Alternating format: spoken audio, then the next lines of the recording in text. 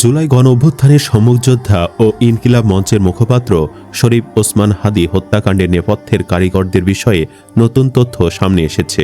চাঞ্চল্যকর এই কিলিং মিশনের মূল পরিকল্পনা ও বাস্তবায়নের পেছনে শাহিন আহমেদ ওরফে শাহিন চেয়ারম্যানের নাম উঠে এসেছে।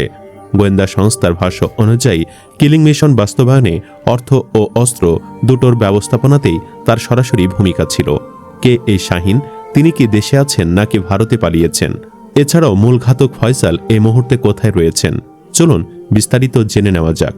ঢাকার দক্ষিণ কেরানীগঞ্জের সাবেক উপজেলা চেয়ারম্যান শাহিন চেয়ারম্যান, যাকে বলা হচ্ছে এই মিশনের মাস্টার মাইন্ড। এছাড়া এই হত্যাকাণ্ডের শাহিন চেয়ারম্যানের সঙ্গে ঘনিষ্ঠ যোগাযোগ ও সহযোগিতায় ছিলেন আরও কয়েকজন ব্যক্তি, যাদের মধ্যে নিষিদ্ধ ঘোষিত ছাত্রলীগের সাবেক কয়েকজন নেতার সম্পৃক্ততার প্রাথমিক তথ্য মিলেছে। এরই মধ্যে কয়েকজন সন্দেহভাজনের ওপর নজরদারিও বাড়ানো হয়েছে। গোয়েন্দাদের দাবি, হাদীর ওপর হামলার পর হামলাকারীদের ঢাকা থেকে সীমান্তের দিকে পালিয়ে যেতে সহায়তা করেন গোপালগঞ্জ জেলা ছাত্রলীগের সাবেক সভাপতি আব্দুল হামিদ।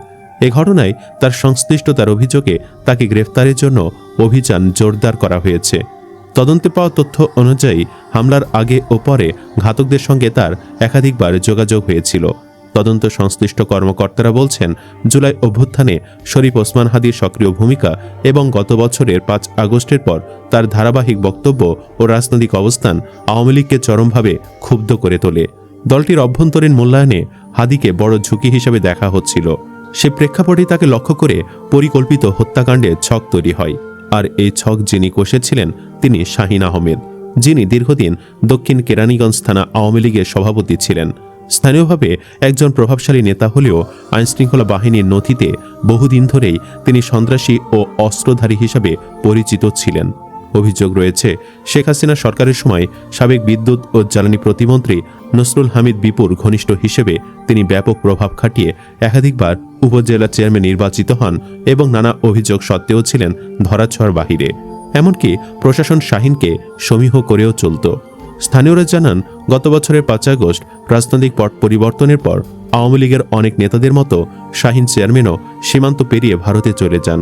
প্রথম দিকে সেখানে আত্মগোপনে থাকলেও গত কয়েক মাস ধরে তিনি আবারও খোলস ছেড়ে পুরনো চেহারায় আবির্ভূত হন। তদন্তে জানা গেছে, শাহিন আওয়ামী লীগের হিট লিস্ট প্ল্যান বাস্তবায়ন করতে বিভিন্ন অ্যাপ ব্যবহার করে দেশে থাকা স্নিপার সেল এর সদস্যদের সঙ্গে যোগাযোগ করে পরিকল্পনা বাস্তবায়নের চেষ্টা করছিলেন। আইনশৃঙ্খলা বাহিনীর এক কর্মকর্তা জানান, কয়েকটি হোয়াটসঅ্যাপ কল ও খুদে বার্তার সূত্র ধরে শাহিন চেয়ারম্যানের সম্পৃক্ততার প্রমাণ পাওয়া গেছে। একই সঙ্গে পলাতক ছাত্রলীগ নেতা হামিদের সঙ্গে হত্যাকারীদের যোগাযোগের তথ্য মিলেছে। ভারতে অবস্থানরত কয়েকটি গ্রুপ থেকে অ্যাপভিত্তিক যোগাযোগের মাধ্যমে ঢাকায় থাকা সহযোগীদের কাজ সমন্বয় করা হচ্ছিল বলেও তদন্তে উঠে এসেছে। সূত্র আরও জানায়, হাদী মামলার তদন্তে সন্দেহভাজনের তালিকায় কয়েকজন রাজনীতিকের নামও এসেছে। এদের ভূমিকা যাচাইয়ে গ্রেপ্তার হওয়া আসামিদের যৌথভাবে জিজ্ঞাসাবাদ করা হচ্ছে। পাশাপাশি শাহিন চেয়ারম্যানের ঘনিষ্ঠ হিসেবে পরিচিত কেরানীগঞ্জের ২ জন ছাত্রলীগ নেতাকেও গ্রেফতারের চেষ্টা চলছে। এ বিষয়ে ঢাকা মহানগর পুলিশের অতিরিক্ত কমিশনার শফিকুল ইসলাম গণমাধ্যমকে বলেন, সব দিক বিবেচনা রেখে অত্যন্ত গুরুত্বের সঙ্গে তদন্ত করছি। আশা করি খুব শিগগিরই এই মাস্টার মাইন্ড সহ সংশ্লিষ্ট পরিকল্পনাকারীদের পরিচয় স্পষ্ট হবে। এদিকে দেশের কয়েকজন সুবিধাবাদী সাংবাদিকরা মিথ্যা খবর ছড়িয়ে দিয়েছে যে শুটার ফয়সাল নাকি দেশ থেকে পালিয়েছে, যদিও পিনাকি ভট্টাচার্যের দাবি ফয়সাল দেশে আছে। এছাড়াও ফয়সাল ভারতে পালিয়ে গেছেন এমন তথ্য পুলিশের কাছেও নেই। ইনকিলাব মঞ্চের মুখপাত্র শরীফ ওসমান হাদীর মৃত্যুর পর উত্তেজনা ছড়িয়ে পড়েছে রাজনৈতিক অঙ্গনে। ওই ঘটনার পর ভারতীয় সংশ্লিষ্টতা নিয়ে অভিযোগের সুর আরও তীব্র হয়েছে।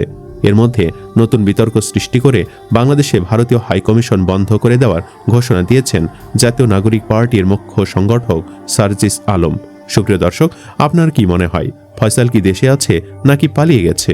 কমেন্ট বক্সে জানিয়ে দিন আপনার মতামত। ধন্যবাদ।